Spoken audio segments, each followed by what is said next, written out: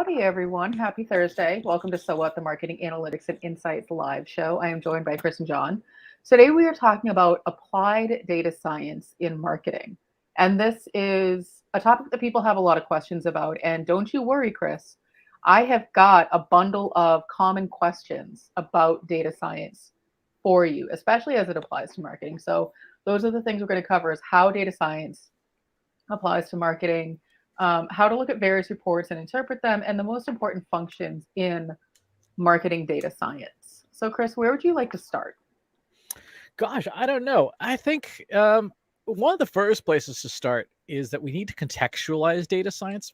And actually, probably should explain it first. Data science is the application of scientific principles and techniques to data. Right, so it is just science applied to data. Just like you have chemistry as a science, biology as a science, things like that. Data science is no different. So it's not magic, right? It's not some arcane art. There's no sacrificing of things other than maybe a mouse that you break or whatever when you're computing stuff. And there's nothing mysterious about it. It is a lot of math and some coding and stuff. And that's what I think most people find somewhat off-putting about it, is that it is a fairly technical thing to do. Even in the beginning, like if you're not comfortable, say like Microsoft Excel, you're gonna have a bad time. So it is one of those functions that you need to have some aptitude for, even if you don't necessarily get into the techniques. But it is good to know what it is and what it does. Again, the part that I think is most important for everyone to understand is it's not magic. Right? There's nothing secret about a lot of common data science techniques. What makes it different is that very often these techniques, which were developed in fields like finance and biology and medicine, are not common in marketing. And so as a result, it does seem like these crazy arcane arts. So I think that's probably the first place to start. The second is, like I said, putting it in context. Data science is, at its core, it's a practice, right? Which means that it belongs to the same structural framework as everything else, which would be the 5P framework, right? So you have your the purpose. Why are you doing the thing?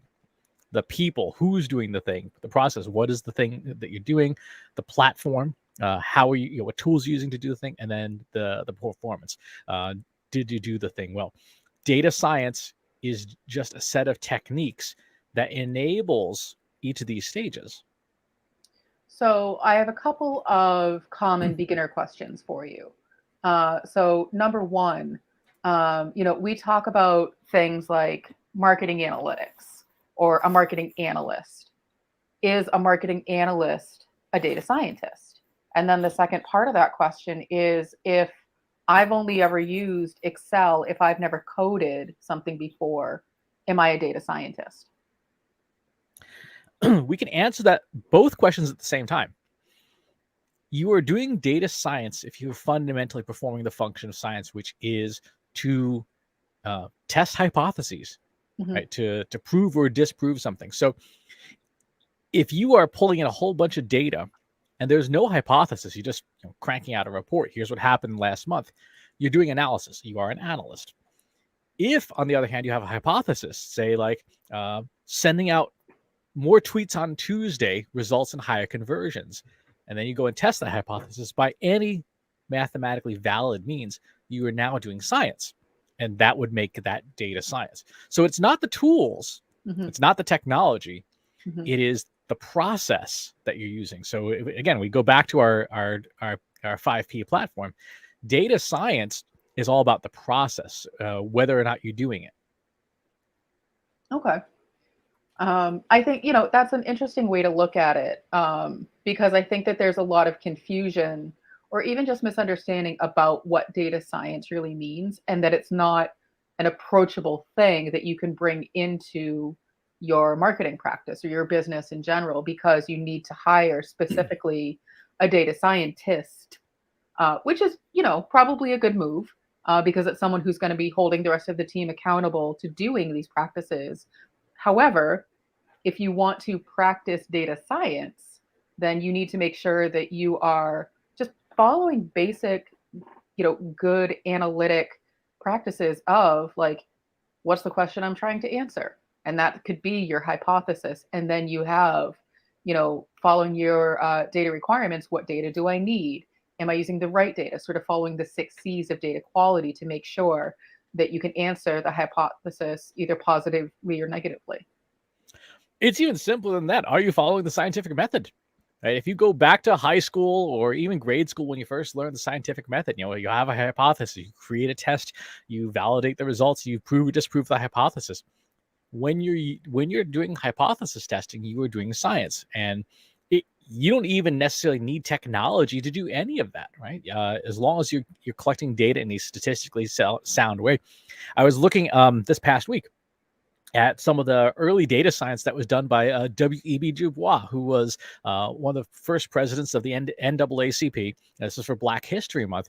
And in 1900, he published this enormous register of 66 different charts and analyses and stuff about life for Black Americans. In 1900, no Excel, no Tableau, no R, no Python, hand-drawn everything. But it was part of his overall hypothesis that, the effects of slavery and stuff had an impact on Black Americans. And he proved it very clearly, this 66-page publication, which you can find in the Library of Congress. You don't need technology. You just need the hypothesis and then the scientific method. So even back in 1900, somebody like Mr. Du Bois was just knocking it out of the park. So what would you say, John? Have you applied data science techniques to everyday life for you? I feel like when you change out some plumbing, you might apply data science. The hypothesis is this thing is leaking because the person who previously installed it wasn't paying attention. Let's prove it right or wrong. Yeah, well, the thing with that, though, is there's zero tolerance for failure in those tests. So I wouldn't call that true science because, yeah, I would call in a real plumber if I was doing science. We don't want anybody experimenting on their natural gas in their house. That could end up very poorly. But yeah, it is interesting how it's that experimentation mindset, because that's always been a cornerstone of it. Marketing programs that I'm doing is, you're always running 2 or 3 things to figure out what works and what's better. So yeah, it's just kind of funny how, a lot of the data science I've done is about Du Bois level of, this is the stuff that was just lying around. We're not using any specialized math or calculus. It's more just, okay, let's try 3 things and see what kind of trouble we get into. Exactly. Now, I will say the tools do help. That the tools, it's like cooking, right? You can do everything with just a frying pan and a spatula. A lot of things will not turn out well, right? And there's a lot of extra work. Like if you're trying to make a steak, that's okay. If you're trying to make soup, it's a little tougher to, you could do it. But having the right tools certainly does help. Just like having a blender, does help if you're making margaritas. It's not essential, but it sure is nice. But the big confusion point that I think a lot of people have with data science is everybody spends so much time on the technology, on the tools, and they ignore the first 3 parts, which is why are you even doing it, who's doing it, and how are you going to do it. And without those parts, it gets very messy. Now, in terms of practices in data science, one of the most important prerequisite practices before you can start doing the science itself is a system of techniques called exploratory data analysis. And this is all about, given a bunch of data, do you know whether the data is in fact usable or not? Do you even know what the data is? And in marketing, we've got a ton of this kind of data. We've got data from every conceivable tool. So I figured we'd spend a little bit of time taking a look at what exploratory data analysis looks like. We're going to use the programming language R. You can do exploratory data analysis with Excel. I am not good at Excel. So I will say that someone like Oz Du Soleil, who's a Microsoft MVP, could probably do everything I'm about to do in Excel. I just happen to do it in R because it's packaged up a lot faster for me personally. Let's start with something straightforward. This is good old-fashioned keyword data, right? This is from the SEO tool Ahrefs. And this is our keyword list here at Trust Insights of the search terms that we think are important. You can see there's a lot of stuff here. There's a lot of data in here. So what I think our first step should be is let's take a look at this data from an exploratory perspective. I'm going to run a very quick analysis on it, and we'll get a nice set of charts out of this. So it won't be, we don't have to stare at the R interfaces very long. Many of today's modern data science tools can produce these kinds of profiles, these reports that say, here's what's in the box. You gave me this bunch of data. Here's what's in the box. And then if you know how to interpret the report, you can get a sense of, can I even use this data? If I can, great, let's proceed. If I can't, maybe this, we need to find a different data source. So what we've got here from our keyword data is a quick look at the types of data that's in here. How many things are discrete columns, which means text or non-numbers, and how much is continuous, which is numbers. So in this data set, which is our SEO keywords, about 41% of the columns are not numbers and 56% are numbers. We don't have any missing columns. When we start looking at observations, how many rows are complete, meaning all the data is in them, 77%. That's a yellow flag. Like, we got some missing data in here. And then when we look at missing observations, 3.7%. So just with this alone, Katie, you mentioned the 6 C's of data quality, right? Clean, complete, correct, etc. We're already starting to see there could be some problems in this data set. So we want to keep exploring, keep going through this. But this would be a first step. Now, if this was like 20% complete, I'd be like, this data set might not even be usable. Most tools will tell you, how the data is structured, especially when you get to really complex things, like inside your CRM. Like if you have HubSpot or Salesforce.com, you might have 30 or 40 different tables all linked together. And tools like exploratory data analysis can help you to start to work out, okay, there's a lot of things that are interconnected here. This one, again, this is a real simple table of just SEO keyword data. Going on down, which data is missing? So now we're looking at the individual variables. So we're good for search volume and country and keyword. We've got some missing data on traffic, some on search features, last updates, keyword difficulty, and we've got a lot of missing data on pay-per-click data. So immediately that tells me, because this is SEO keyword data, we may have a lot of terms that don't have bidding on them, right? There's no auction data. So that could be good or bad. We don't know yet, but we definitely know that there's chunks of data missing. So I guess it really depends on the question you're asking, whether or not that's acceptable. Exactly. Like so if we wanted to rewind. know what country, then it looks like you have all of your data. Exactly. Let's rewind. Katie, why would we be looking at our keyword data to begin with? What's the purpose? The purpose of looking at our SEO keyword data is, there could be a few purposes. The purpose could be, we want to know, are we ranking for the right keywords, or are there other keyword opportunities, or, what are our competitors ranking for, or depending on, we're trying to target a certain part of the country, what keywords do they care about the most? And so there could be a variety of reasons, but it all needs to sort of go back to keyword data in the first place. Exactly. So for this data set, I think it would be good to look for essentially keywords that maybe we should be trying to find opportunities for. I think that's a pretty straightforward purpose, right? Are there keywords that would be a good opportunity for organic? So if this was paid, if we said, what are some keywords we could bid on, immediately looking at this chart, go, wow, we got a lot of missing data in here. This data set might not fulfill that purpose if there's a lot of missing bid data. Moving on down, we have our distributions. These distributions essentially show you how the data is broken up for these different variables. So keyword difficulty, just looking at this chart from 0 to 100, we can see that this data set has a little bit of a lean. If you draw a line down the middle, it leans more towards the right-hand side. That means that from a difficulty perspective, we've picked a whole bunch of keywords, and a lot of them are on the difficult side to rank for organically.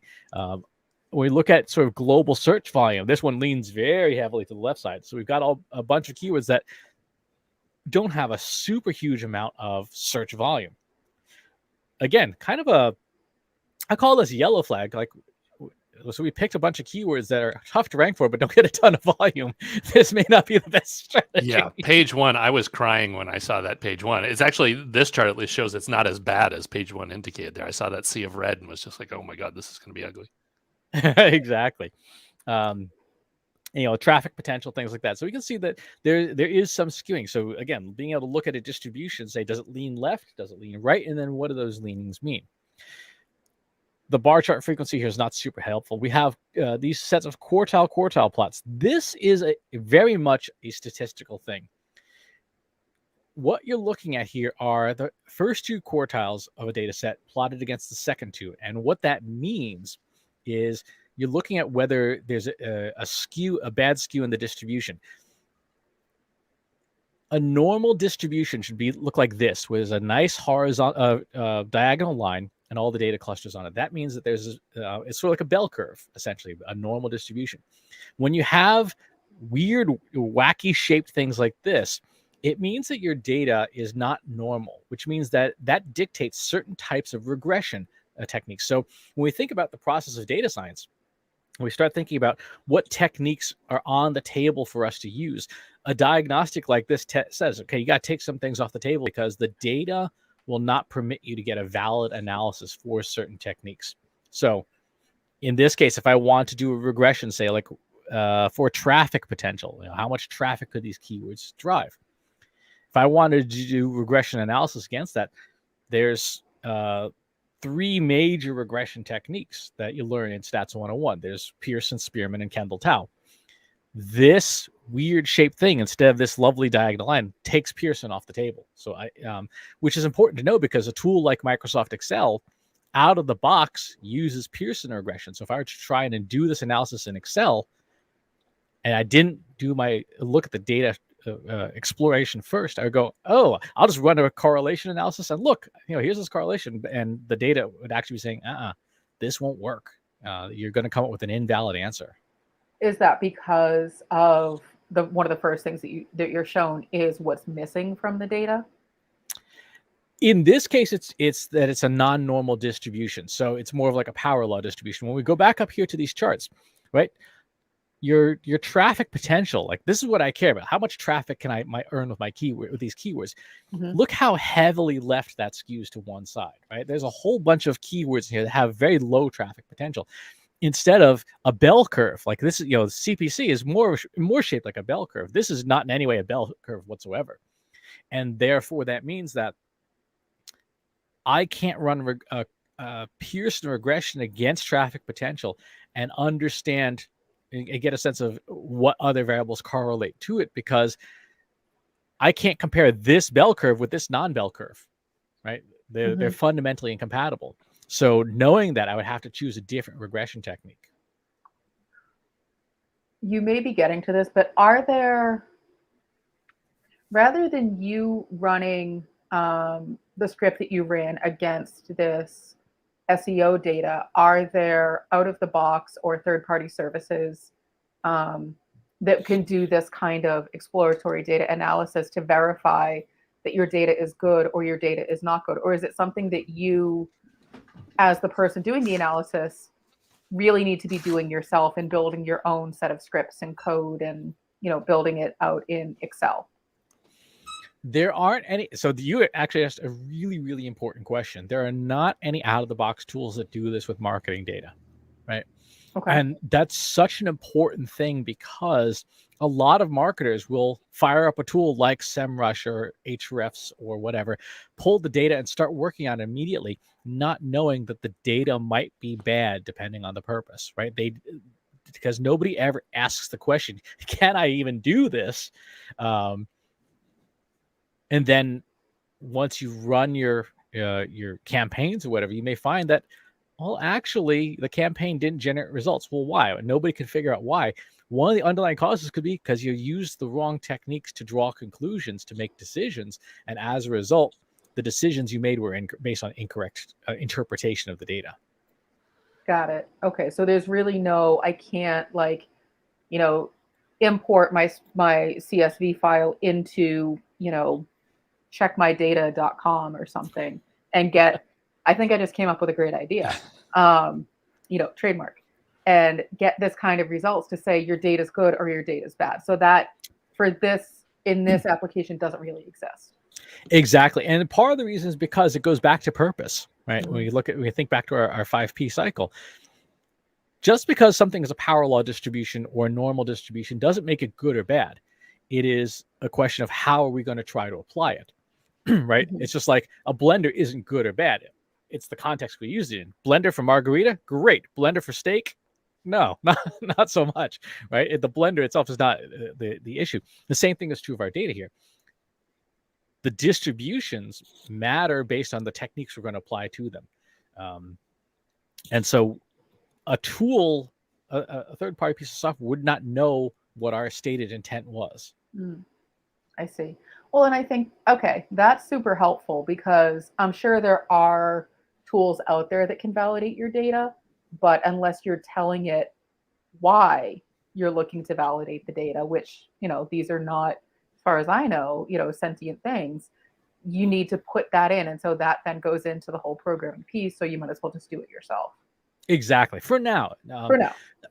We are seeing more and more tools come on the market that do more data prep and try to make it easier on people.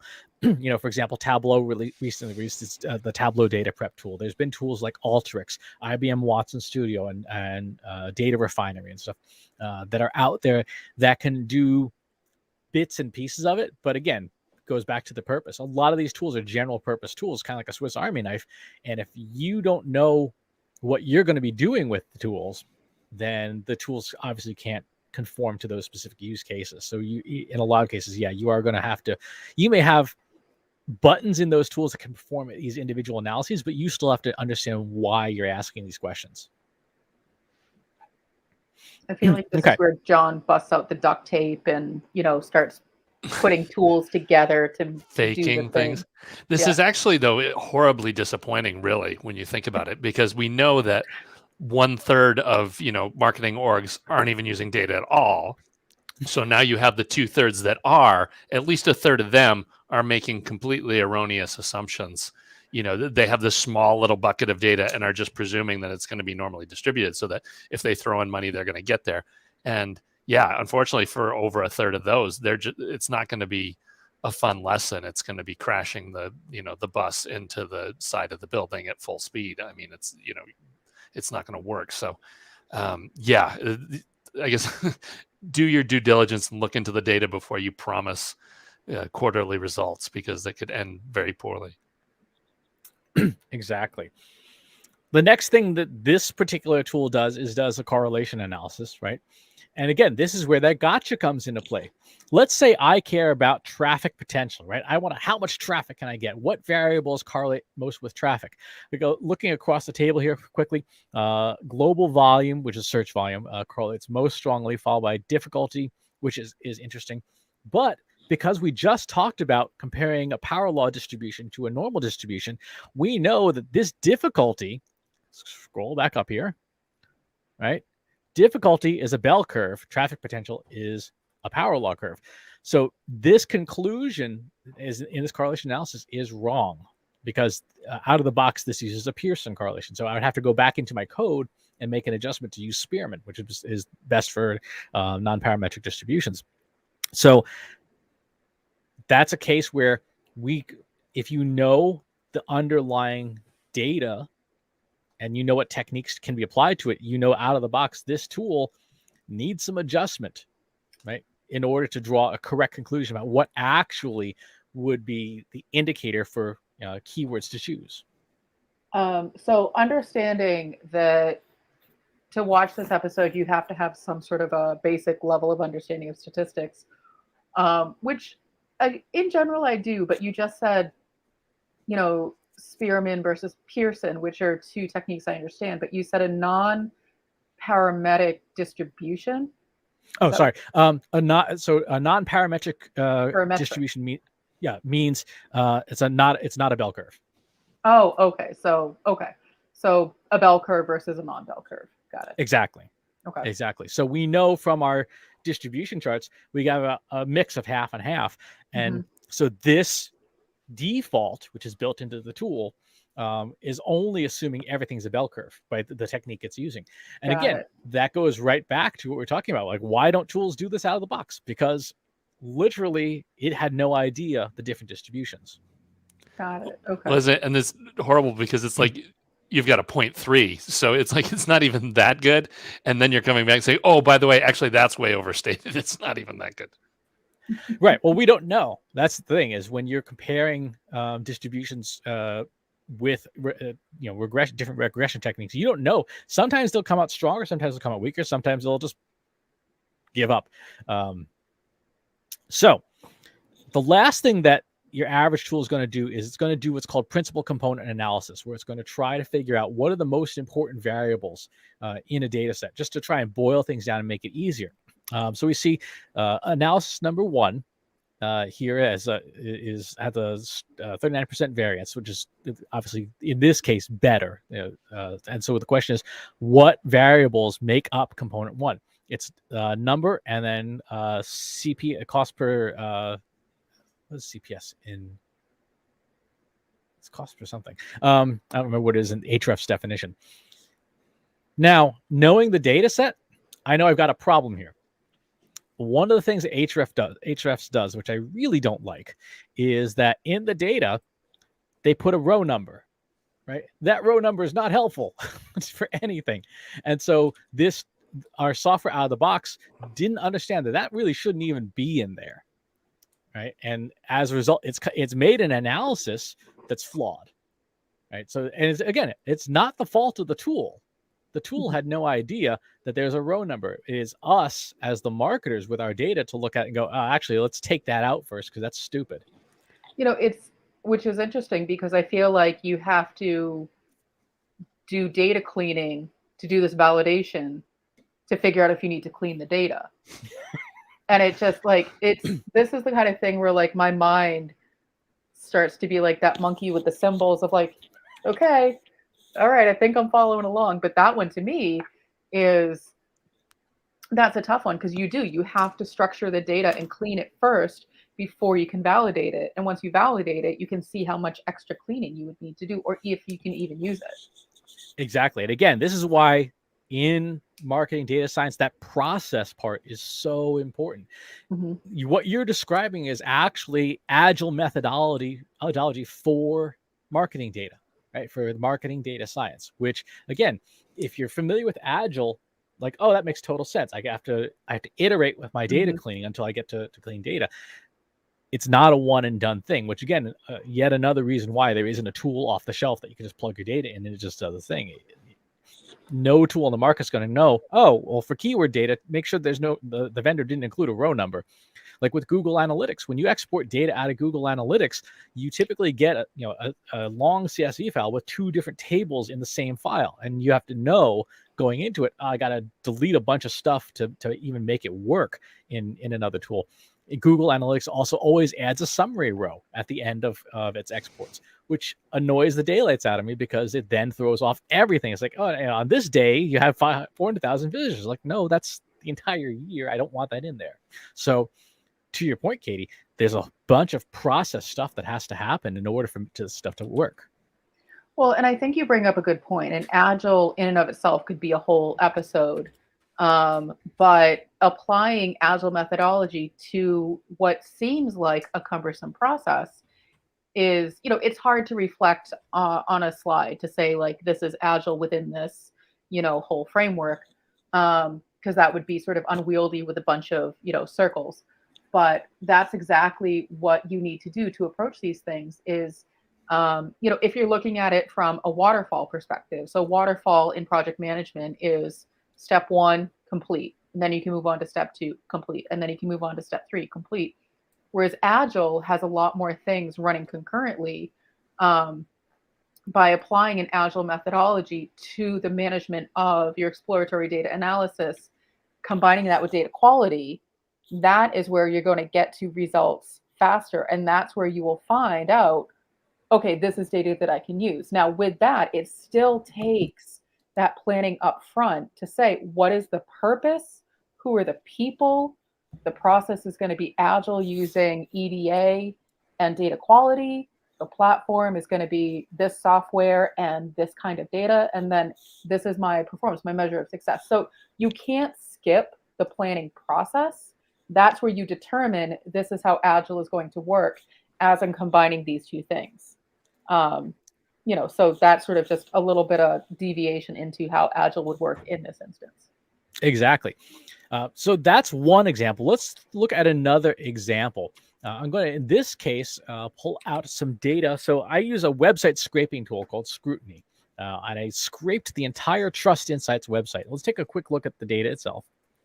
And what we see is whether a page was good or bad, the page, if there's a redirect, the text of the link linking pages together, what page a link appears on, and then when I crawl this. And this is we use scrapers, SEO scraping tools, to be able to understand, like, for example, what pages are accessible on our website or not. But again, going back to kind of where we started, if we start with a basic exploratory data analysis to understand this data set, to get a better sense of, well, what did this tool give us? We can start to understand what we can do with the data.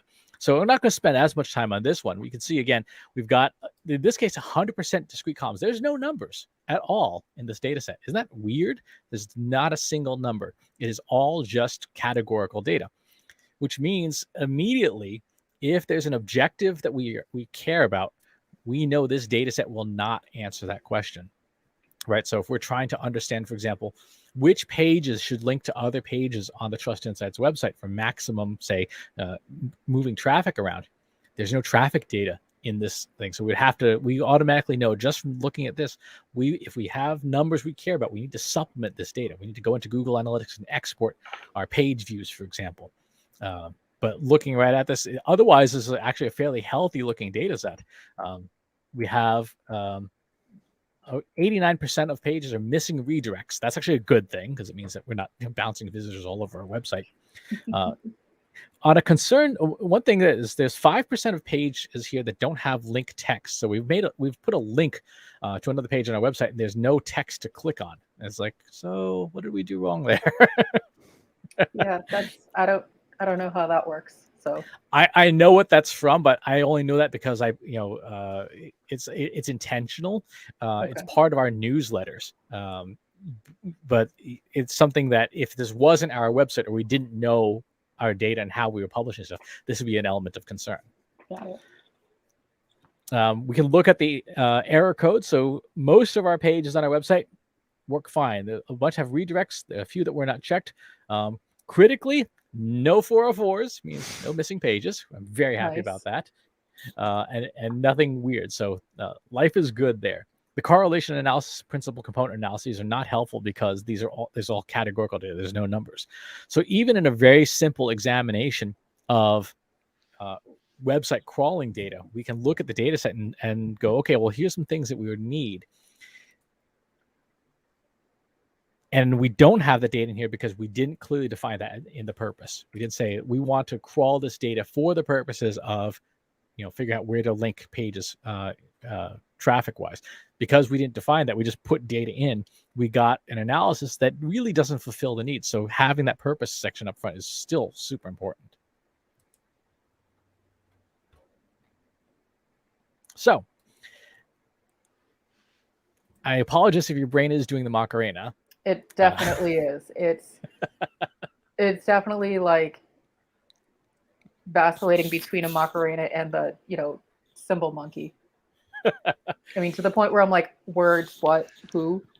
It's interesting because I look back at the statistics courses that I've taken, and I think I've shared this small anecdote with both of you, is when I was in grad school and taking a statistics course, I didn't really even understand the basics of how to make a chart in Excel, let alone, my professor wasn't necessarily teaching me Pearson and Spearman and those kinds of things. Those are techniques and methodologies that I learned on the job when I was working in the academic setting. And then, Chris, you have continued, to educate me on what those are. And so I do feel like marketers, depending on their educational background and their work experience, could be at a disadvantage for some of, for general data analysis. I mean, John, you were mentioning, you know, people, you can't, 1/3 of marketers,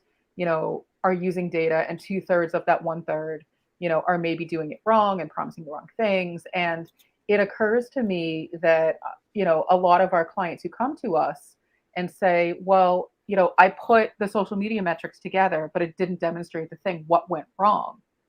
I think, Chris, you've just spent, 35 minutes demonstrating why the analysis goes wrong and why you don't get the results that you're hoping to get. It's not because you put together, bad campaigns, or that you did the wrong kind of targeting, or that your copy was incorrect. The data doesn't hold up to give you the answer that you're looking for.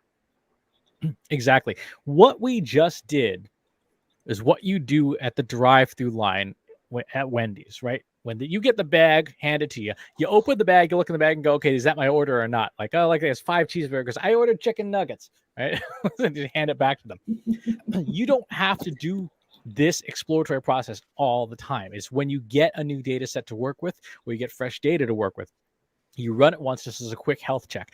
Again, fast food example. You don't have to keep opening the bag as you're eating your meal. Once you figured out that is in fact the meal that you ordered, then you just eat your meal. But if you open the bag and it's all hamsters, you're like, what happened? Hand it back, say, just give me the chicken nuggets. What kind of drive-thrus do you go to? And the same is true with the exploratory data analysis techniques.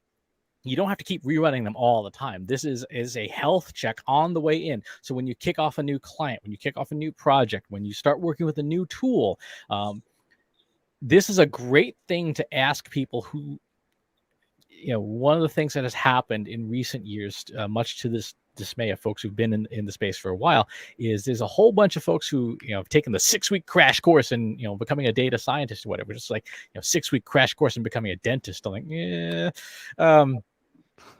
These techniques are a great way to assess where somebody else is. So if you're hiring a data scientist, or you're hiring a data science agency or an analytics agency, these are questions that you might want to ask and say, tell me about your exploratory data analysis process. Tell me about how you evaluate a new tool. Tell me how you think about a data set that you didn't generate. How do you analyze it? And likewise, when we start doing stuff, for example, like when I'm finishing up a paper on TikTok right now, the first thing I did when I got that data set out of TikTok is stuck it in here and said, what kind of health is the data in? What does it have to say? So, John, I know one of the things that you do, through, the traction model, is you like to do those A/B tests, experimenting, which channels are going to be most effective for you. What do you look for when helping a client? Do they have the data? Do they have the right things? Because I would imagine a lot of what we just talked about applies to those projects. You're doing that exploratory data analysis, whether it's formally or informally. Yeah, and lack of data is always the biggest problem, especially with smaller ventures. They have some data and they're taking a guess. But it's interesting too. I think there's a bigger thing there of how so much of what you were talking about, Katie, with statistics, as you're starting out with that, you kind of always are going with normal distribution. Like that is the understanding of how things work. And the reality of marketing is it's almost always power curve, that, there's only 3 or 4 winners in a space. And so you just have this fundamental mismatch of all the tools out there are, working in normal distribution world, where the reality is, the marketing team only needs to find one program that works. And if they find the one that works, it's going to crush everything. So, again, it's just keep panning for gold, use the tools to try and direct you in the right direction. But it is still kind of an all or nothing thing. I'd love to say that you're going to test 10 things and 4 of them are going to work average, but it usually works out that you're going to try 10 and you're either going to destroy it with 1 or go out of business. The other thing that occurs to me, Chris, as you were going through all of this, one of the questions that we get a lot, probably in every single conversation about any kind of coding, data science, machine learning, is, will the machines take my job? And I think you just very clearly demonstrated the answer is no, because there was so much human intervention needed in order to tell the basic code, the machine, the output, what it is that you needed. And you have to keep going back and doing that and revising it. That's part of that agile methodology of you as the human need to determine the purpose. And then you as the human need to evaluate the data set to say, are there row numbers? Is there a summary, row? Are there, columns that are strings and they should be this instead? Like, unless you, the person, tells the machine that's what's supposed to happen, it doesn't know. It's not going to guess at it. And so I think you've just made a really good point as to why, at least in this context, humans are very much still needed to run the machines. This kills me. I was just saying, the machines aren't going to take your job. It's going to be a person who's better at using the machines than you are. Yes, I would agree with that. When you think about that question, the answer logically is, will appliances take the chef's job? No. No.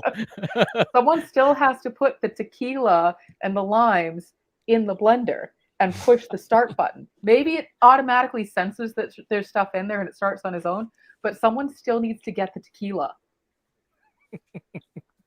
So that is going to be the answer for the foreseeable future. Is no, the machines are not going to take away the jobs. They will take away tasks.